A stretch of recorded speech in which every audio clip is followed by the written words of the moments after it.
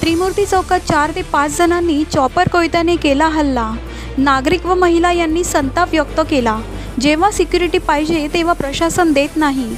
एखादी घटना घडली तेव्हाच पोलीस प्रशासन देते, कोणीही जबाबदारी घेण्यास तयार राहत नाही, असे येथील नागरिक व महिला यांनी संतापून पोलिसांनाच आरोपीच्या पिंजऱ्यात उभे केले। स्वतः वरिष्ठ पोलीस निरीक्षक राकेशजी हंडे यांनी घटनास्थळी येऊन पाहणी केली असता 2 व्हीलरच्या डिक्कीत चॉपर व कोयता आढळून आल्याचे समजले। त्यामुळे पोलिसांनी घटनास्थळावरून दुचाकी गाडी व त्यात ठेवलेले चॉपर कोयता हस्तगत करून पुढील तपास अंबडचे वरिष्ठ पोलीस निरीक्षक राकेशजी हंडे यांच्या मार्गदर्शनाखाली चालू आहे।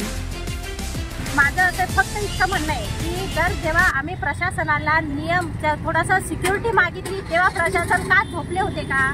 माझं फक्त इतकं म्हणणं आहे, आम्हाला आमच्या मुलांना आमच्या मुलांना फक्त मी इतकं सांगते की आमच्या मुलांना इथं जेव्हा सिक्युरिटी मागितली तेव्हा प्रशासनाने आम्हाला नियमाच्या बंधनात बांधून बंद केले। त्यावेळेस आम्ही गप्प राहिलो। जेव्हा एखाद्या मुलाला कोयत्याने जेव्हा वार झाला त्याच्यामध्ये आमचा मुलगा या किंवा मुलगी कोणा पण इथे तिच्यामध्ये हादरून गेले तर आम्ही काय करायचं? प्रशासनाला जॉब ठेवायचं का शाळेला ठेवायचं की इथे पब्लिकला ठेवायचं? काय ठेवायचं? आम्हाला फक्त इतकं सांगा।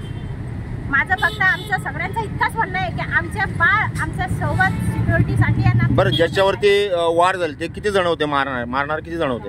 6-7 जण होते। बरं, काय होतं त्यांच्या हातामध्ये? काय होतं? त्यांच्या हातात चॉपर होता, एकाच्या हातात कोयता होता आणि छोट्या छोट्या हातात ते लाकडे कुडाड हे सगळं होतं त्यांच्या हातात। आता पण जेव्हा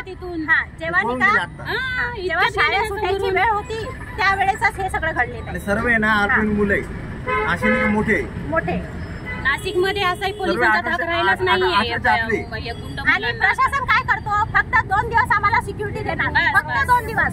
2 दिवस झालेच ॲज इट इज तिथं जसे होते तसेच राहतात। गाडीमध्ये हत्यार सरांना भेटलेले, चाकू होता तो सरांना आम्ही दाखवलेला आहे आणि त्यांना आम्ही मुद्दामून आणून ठेवलं होतं। बाकीचे आहे ते पळून गेले आणि हे चांगलं नाही। आता इथं लहान पोरं एवढे, आम्ही शाळा एवढी चांगली, इथं मार्केट आहे, शाळा आहे, हे सर्वांनी लक्ष द्यायला पाहिजे। लेडीज येतात आता, मुली येतात आता, काय करायचं मुलींनी लेडीजनी सांगा? म्हणजे तुम्ही जर इथं संरक्षण देत नाही आणि तुम्ही तर म्हणता की मुलीचा कोण मुलीचा कोण, आता इथं तर याची गुंड कमीत कमी शाळा सोडताना किंवा भरताना आहे ना इथं 2 पोलिस पाहिजे ही विनंती आम्हाला प्रशासनाकडे विनंती आहे। 2 पोलिस, एक जेंट्स आणि एक लेडीज हे तरी पाहिजे इथं। आमची फक्त प्रशासनाला एकच निवेदन आहे, जर 2 दिवसामध्ये आम्हाला इथं पोलीस सिक्युरिटी प्लस अवजड वाहनांना इथं प्रवेश नकोच पाहिजे आम्हाला।